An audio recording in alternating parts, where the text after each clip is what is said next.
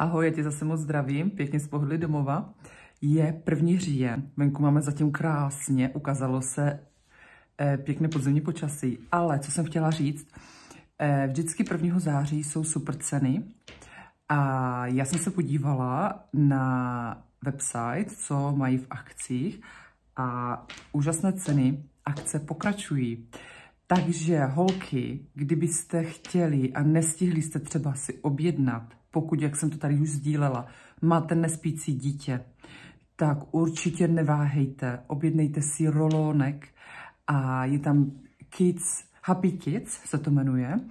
Je tam úžasný olejček, který jim dá dětem úžasnou energii do školy, nebo když se třeba necítí, nebo i vám, to nemusí i pro děti, i dospělí to můžou použít. Třeba jste maminky unavené, nespíte v noci s dětima.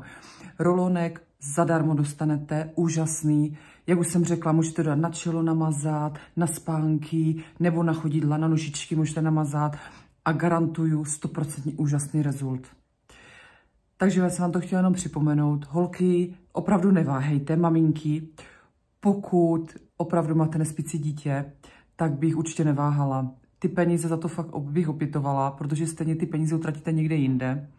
A neříkejte, že ne. Každá mamina je stejná, že radši ušetřit někde a utratit to někde jinde, ale jde o děti.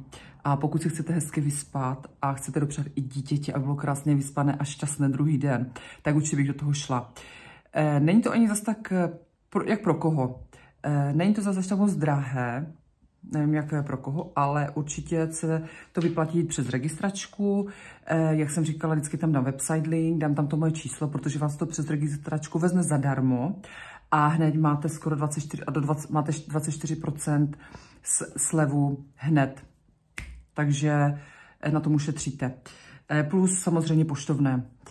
Jinak si, jestli chcete, to můžete koupit za plnou cenu, ale to by určitě nedoporučovala, já taky nenakupu v plných cenách, protože se nevyplatí, je to drahé, ale tady v těch, co mají ty promky, ty jsou úplně úžasné.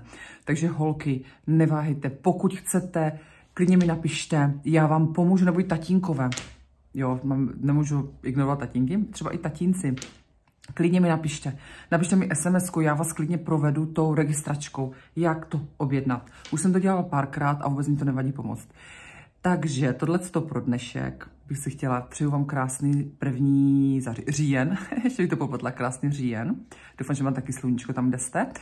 A opravdu neváhejte, obětujte peníze do zdraví a do happiness of kids.